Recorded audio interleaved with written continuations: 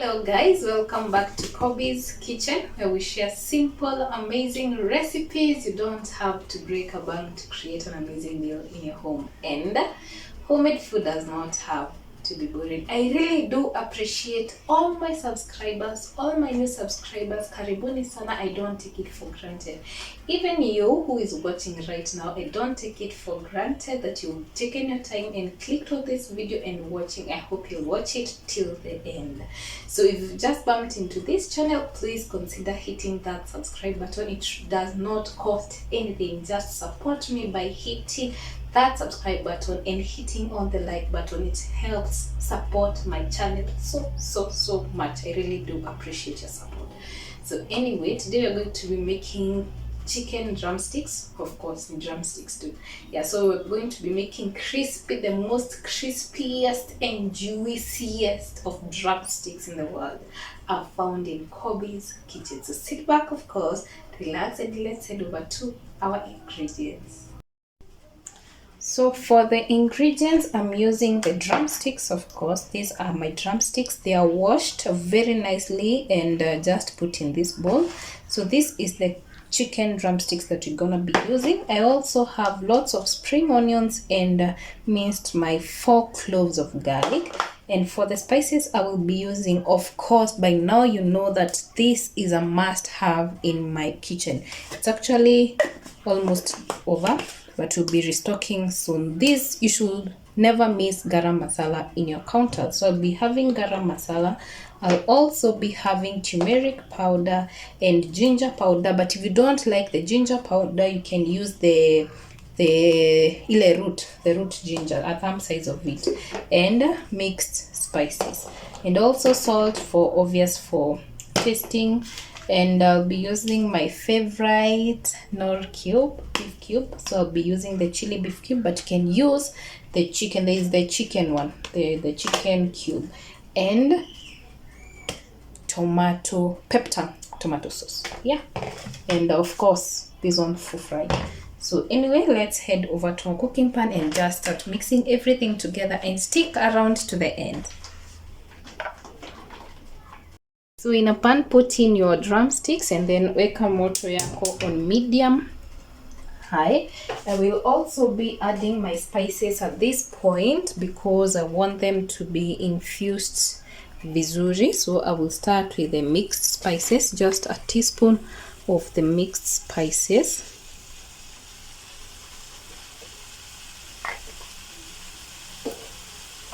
I'll also go ahead and add my garam masala, a teaspoon of garam masala. It's actually ending.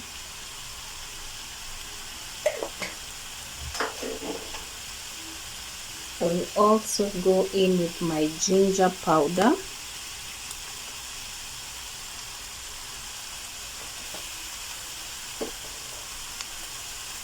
And finally, turmeric powder, just half a teaspoon of it, not a lot, because if you put this one a lot of it, kuna kitaste inakuwa nayo kama harufu pia,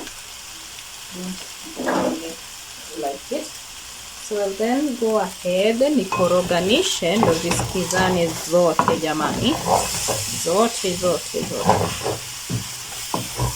So we will just wait for it itoe its own juices for about 2 to 3 minutes before adding in the rest. So moto yako isikuwe moto ya juu sana, sababu ikikuwa moto ya juu sana it will start sticking in your pot. So we just need a very low heat ndo itoe juices zake vizuri kidogo tu before we go ahead and add in the rest. So tutafunikia for nimesahau kuweka salt. You need to add salt at this point, ndio isaidie kutoa hizo juices vizuri. So we just need salt to taste. So just add your salt to taste at this point. Alafu sasa tuifunikie jamani, tuifunikie ije ikatoa hizo juices zake vizuri kwa dakika 3 tu, then you can go ahead and add in the rest of our ingredients.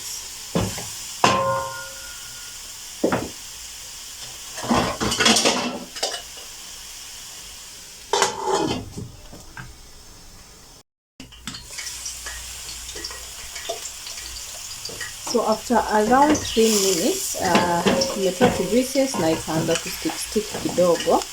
So now we are going to be adding our tomato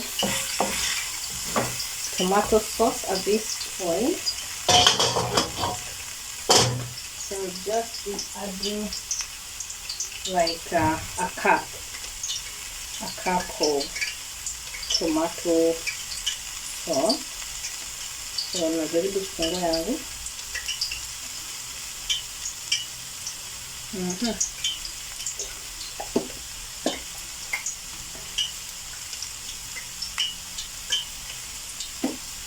So it's about a cup of tomato sauce. Kumbuka bado moto yako iko on very very very low, but not too low, but iko on low.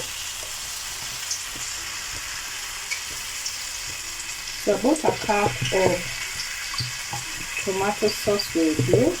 Yeah, that's it. And then tukoroge isigane vizuri kidogo tu, and then we just let it simmer for another 2 to 3 minutes. Ndo hiyo tomato sauce ingie kwenye kuku letu, ingie mmo ndani kwenye ili kuku letu, jitu la kuku letu. Okay, so we let this simmer. I will also be adding kitunguu maji yangu na kitunguu saumu.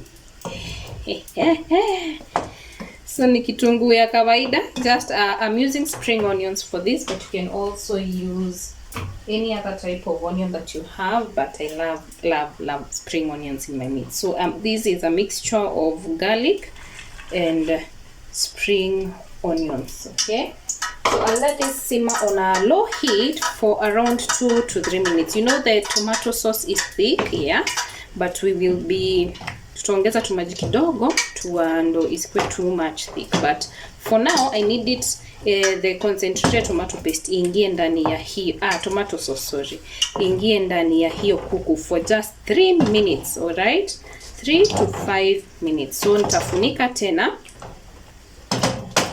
alafu niongoje 3 to 5 minutes, and then we can go ahead and add the rest. There's some water in it, so just 3 to 5 minutes will be good to go. So now, yeah, on low heat. So after your 3 minutes of simmering, waona vile kisupu chetu ni very thick. So saa hii I'll just be adding my beef cube, haka cube kangu. So just adding some beef cubes, one of it uko ndani, and then nikoroge isikizane vizuri. The good thing with the Knorr beef cubes, you don't have to melt it, or rather hivyo kwa maji. Ukirusha tu kwa moto ina melting vizuri kabisa. So now I will be adding in some water, like a cup of it, or rather depending on the amount of broth you want in your meat. So I'll just be adding like a cup of it.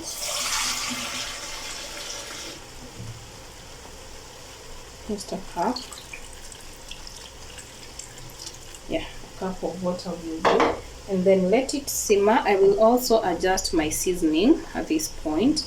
Let it simmer for around 10 minutes, or rather until it's cooked. Okay, until it is nicely cooked. You can add in whatever amount of water you want depending on the amount of soup you want in your chicken. So now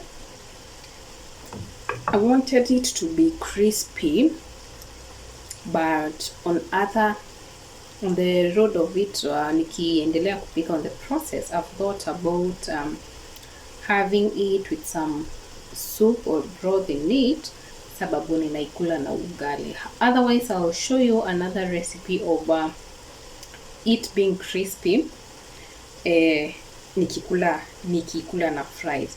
So I've just changed my mind. Yeah, it happens. It happens with me a lot. I change my mind when cooking. Saa zingine vitu zikibako. Yeah, and things bako on my side too. Zikibako, I change my mind and I just do it to sort whatever I'm eating. So I'll let this cook sasa until it thickens up, and then we can call it a meal. So this is an easy drumstick recipe. So scrap off the whatever, what I have said about crispy. So I think we will have to cook it this way. So I think this will do. So now nitaifunika ningoje cook up until it's ready, and then I can show you the final outcome. So stick around. It will take around 10 to 15 minutes. Yeah, 10 to 15 minutes will do. So it will thicken up and it will have such a nice color and everything. So let's wait. So in the 10th minute ishaiva. I've just tested it uko kwa fork ndani, nikaona it's not reddish. That's when you know it's ivad. So you can garnish it with dania, and we'll leave it at this. We'll not go ahead and make the crispy ones because I've decided I'm going to have it with ugali, so I need some soup or broth in it. So this is it for this recipe. I will cook the kayo ingine, hiyo crispy drumstick, in my next video. So stick around and see you on the next one. Bye bye. Garnish it with dania. Mimi sina, so I'll skip that for today, but I wish I had some dania, so I would garnish it with it because it looks super amazing. So try out this recipe and see you on the next one. Bye bye, and subscribe if you haven't.